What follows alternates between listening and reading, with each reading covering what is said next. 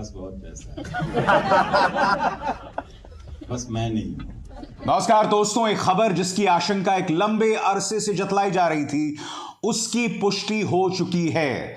रवीश कुमार ने कल रात, जी हां कल रात, एनडीटीवी को अपना इस्तीफा दे दिया है। मैं उस बात की पुष्टि आपको कर रहा हूं। और एनडीटीवी की एक वरिष्ठ अधिकारी हैं सुपर्णा, उन्होंने एनडीटीवी के स्टाफ को यह मेल किया है जो आपके स्क्रीन पर है दोस्तों। यह मेल अंग्रेजी में है, मैं इसका हिंदी में अनुवाद करते रहूंगा। सुपर्णा लिखती हैं, Ravish has resigned from NDTV and the company has agreed to his request for his resignation to be effective immediately. Suparna लिखती हैं कि रवीश ने अपने पद से इस्तीफा दे दिया है और कंपनी ने उनकी रिक्वेस्ट, उनकी अपील को मान लिया है। आगे, few journalist have impacted people as much as Ravish. कुछ ही पत्रकारों का ऐसा असर हुआ है जैसा रवीश का हुआ है। सुपर्णा लिखती हैं आगे, this reflects in the immense feedback about him, in the crowds he drawers everywhere, in the prestigious awards and the recognition he has received with in India and internationally and in his daily reports which champion the rights and needs of those who are underserved। Suparna के इस email में लिखा गया है कि रवीश को जिस तरह से लोगों की प्रतिक्रिया मिलती है, जिस तरह से भीड़ उन्हें अक्सर घेर लेती है, जिस तरह के उन्हें पुरस्कार मिले हैं, क्योंकि यह ना भूलें रवीश कुमार को 3 बार, जी हां 3 बार मिला है रामनाथ गोविंद का अवार्ड, मैग्सेसे पुरस्कार मिला है दोस्तों। और यह सम्मान भारत के इतिहास में कुछ ही पत्रकारों को मिला है। अरुण शौरी को मिला था, पी साईनाथ को मिला था और फिर रवीश कुमार को हाल ही में 2 साल पहले मिला था। तो इसी बात का जिक्र जो है सुपर्णा अपने ईमेल में कर रहे हैं, वो ईमेल जो मैं आपको दिखा रहा हूं एक्सक्लूसिवली मेरे चैनल पर। आगे, Ravish has been an integral part of NDTV for decades. His contribution has been immense and we know he will be hugely successful as he embarks on a new beginning। अंत में सुपर्णा ये लिखती हैं कि NDTV का अभिन्न अंग रवीश रहे हैं और रवीश जो भी नई पारी शुरू करें वो उसमें सफल होंगे। दोस्तों, अगर आप टीवी की निगाह से देखें, टीवी न्यूज की निगाह से देखें, तो आज की यह खबर खासे मायने रखती है। यह कहा जा सकता है कि पत्रकारिता का जो आखिरी स्तंभ है, आखिरी मील का पत्थर जो है, वो टीवी न्यूज इंडस्ट्री से हमेशा के लिए गिर गया है।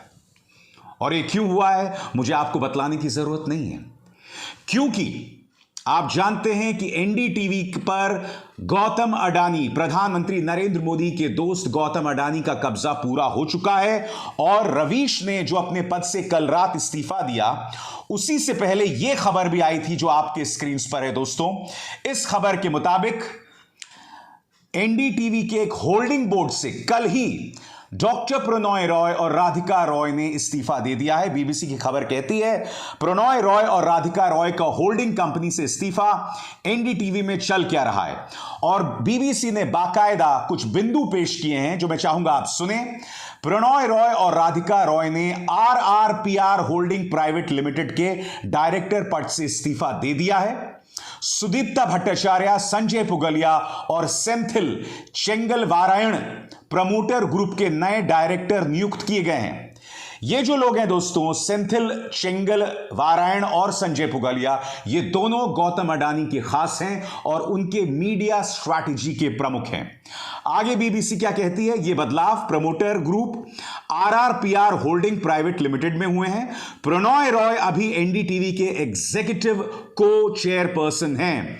अडानी की एनडीटीवी पर मालिकाना हक की तैयारी, एनडीटीवी में 26% अतिरिक्त हिस्सेदारी खरीदने के लिए ओपन ऑफर लाई है। और मैं आपको बतला दूं दोस्तों, जैसी अडानी का इस 26% शेयर पर कब्जा होता है, जो मैं आपको बार बार अपने कार्यक्रमों में बतला चुका हूं, उसके ठीक बाद एनडीटीवी से डॉक्टर प्रणॉय रॉय और राधिका रॉय भी इस्तीफा दे देंगे। सोच के भी बहुत अटपटा लगता है दोस्तों। यह ना भूलें कि डॉक्टर रॉय का हम पर असर जो है वो 80 के दशक से रहा है, 80 के उत्तरार्ध से रहा है, जब the world this week Doordarshan पर दिखाया जाता था। 90 के दशक में न जाने कितने इलेक्शंस में, आपको याद होगा, डॉक्टर प्रणॉय रॉय और विनोद दुआ बैठते थे और इलेक्शन की लाइव काउंटिंग होती थी दूरदर्शन पर।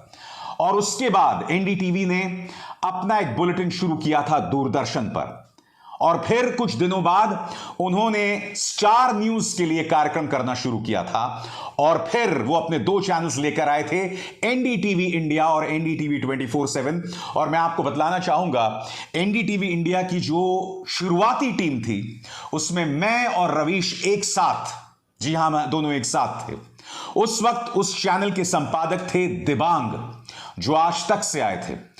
रवीश तो एनडीटीवी में रहे, मगर कुछ दिनों बाद मैंने एनडीटीवी से इस्तीफा दे दिया था, और मैं आज तक में जाकर वहां पर डेप्यूटी एडिटर के तौर पर, और वहां पर मैंने 10 तक कार्यक्रम करना शुरू कर दिया था। रवीश कुमार का इस्तीफा दुखदाई जरूर है, क्योंकि न्यूज चैनल्स में लोगों की आवाज उठाना, सत्ता से सवाल करना, यह सिर्फ रवीश किया करते थे न्यूज इंडस्ट्री में। और अब रवीश कुमार के इस्तीफे के बाद यह कहा जा सकता है कि वह आखिरी स्तंभ आज ढह गया, क्योंकि अब यह दावा किया जा सकता है दोस्तों, क्योंकि आप यह ना भूलें, गौतम अडानी इस चैनल पर कब्जा करना चाहते हैं और लगभग कर भी लिया है। गौतम अडानी प्रधानमंत्री नरेंद्र मोदी के खास दोस्त हैं। गौतम अडानी कहीं ना कहीं प्रधानमंत्री नरेंद्र मोदी का यहां पर काम कर रहे हैं, क्योंकि यह ना भूलें, प्रधानमंत्री एनडीटीवी से 2 वजहों से नाराज थे। नंबर 1, जिस तरह से 2002 में जो गुजरात दंगे हुए थे, एनडीटीवी ने बार बार प्रधानमंत्री नरेंद्र मोदी से सवाल उठाया था। नंबर 2, 2007-2008 की वो मीटिंग, वो लंच मीटिंग, जिसमें डॉक्टर प्रणॉय रॉय ने एक कमरे में कई अन्य पत्रकारों की मौजूदगी में मुख्यमंत्री नरेंद्र मोदी से कुछ कठिन सवाल किए थे, जिससे वो पूरी तरह से हिल गए थे। नतीजा यह था कि वो बगैर लंच या शायद डिनर किए बगैर ही उस बैठक को छोड़कर चले गए थे। वो दिन था, और आज का दिन नरेंद्र मोदी कभी भी एनडीटीवी को माफ नहीं कर पाए। एनडीटीवी से जुड़े पत्रकारों से उन्हें खास एलर्जी रही है, चाहे वो रवीश हो, चाहे वो राजदीप सरदेसाई हो, चाहे वो बरखा दत्त हो। और आज रवीश का इस्तीफा जो है, वो एक तरह से कहा जा सकता है कि एनडीटीवी इंडिया में जो एक खासियत हुआ करती थी, वो हमेशा के लिए खत्म हो गई। क्योंकि रात को 9 बजे प्राइम टाइम में जब रवीश आते थे, तो वो तमाम लोग उस कार्यक्रम को देखते थे जिनकी आवाज आप कहीं किसी न्यूज चैनल पर नहीं देखते थे। आज वो आवाज हमेशा के लिए बंद हो गई है।